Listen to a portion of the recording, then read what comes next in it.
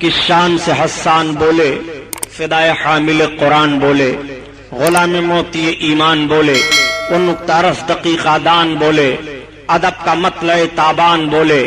وَأَحْسَنُ مِنْكَ لَمْ تَرَقَّتُ عَيْنِي وَأَجْمَلُ مِنْكَ لَمْ تَلِدِ النِّسَاءُ خُلِقْتَ مُبَرَّعًا مِنْ كُلِّ عَيْبٍ كَأَنَّكَ قَدْ خُلِقْتَ كَمَا تَشَاءُ ہزار بار بشویم دہن ز مشکو گلاب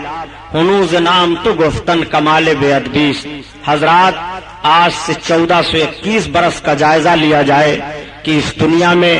اس سے پہلے بھی انسانوں کی کمی نہیں تھی۔ دنیا کے گوشے گوشے میں ابن آدم پائے جا رہے تھے، کوئی ایسا خطہ اور چپا نہیں تھا کہ جہاں پر انسان آباد نہ ہو۔ یہ انسان بجائے ایک معبود حقیقی کی عبادت کرنے کے نہ جانے کتنے معبودان باطل کی پرستش میں مبتلا تھے۔ یہ انسان اپنے معبود کی عبادت کرنے کے بجائے جب سویرے سویرے اگتے ہوئے سورج پر اس کی نظر پڑتی تو سورج کی شعاؤں کو دیکھ کر اس کے سامنے اپنی پیشانی کو جھکا دیتا،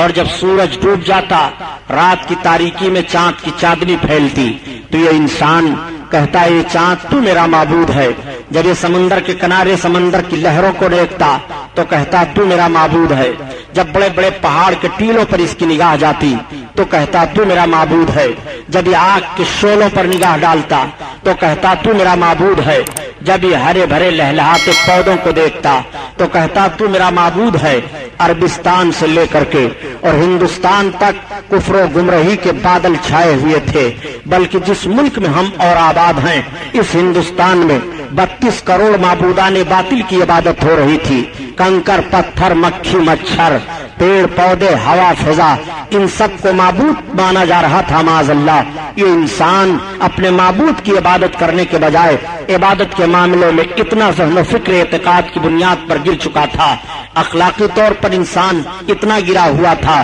کہ جس ہندوستان میں ہم اور آباد ہیں اس ہندوستان میں سگی بہنوں کے ساتھ شادیاں کی جا رہی تھی، بچیوں کا بھیٹ چڑھایا جا رہا تھا، لڑکیاں دریاؤں میں ڈالی جا رہی تھی، جوان لڑکی کا شوہر مر جاتا تو اسے دوسری شادی کرنے کی اجازت نہیں تھی، بلکہ اس کے شوہر کی چتا پر اس کو یا تو جل بھن کر کے بھسم ہو جانا تھا، اور یا اگر وہ زندہ رہنا چاہتی تو ایک مکان میں اسے قید کر دیا جاتا۔ وہ مکان میں 6 مہینہ تک قید رہتی، ضروریات زندگی اس کے لیے وہیں پیش کیے جاتے، اگر زندہ نکلتی تو اس کے چہرے پر کالک لگا کر کے جانوروں پر بیٹھا کر کے اسے گھمایا جاتا، اور یہ ذہن و فکر دینے کی کوشش کی جاتی کہ یہ منحوس لڑکی تھی۔ اس ہندوستان کا وہ رواج تھا، اور عربستان کا حال تو یہ تھا کہ بعض قبیلوں میں بچیوں کی پیدائش کو بہت منحوس سمجھا جاتا تھا۔ اگر بچی پیدا ہو جاتی تو باپ ماں کی گود سے اس کو چھین لیتا تھا، اور چھیننے کے بعد لے جاتا ایک میدان میں گڑھا کھود کر کے، باپ اپنی بچی کو وہیں سلا دیتا اور اپنے قدم کو اس کے گلے پر رکھ کر کے دباتا، اس کی زبان نکل آتی،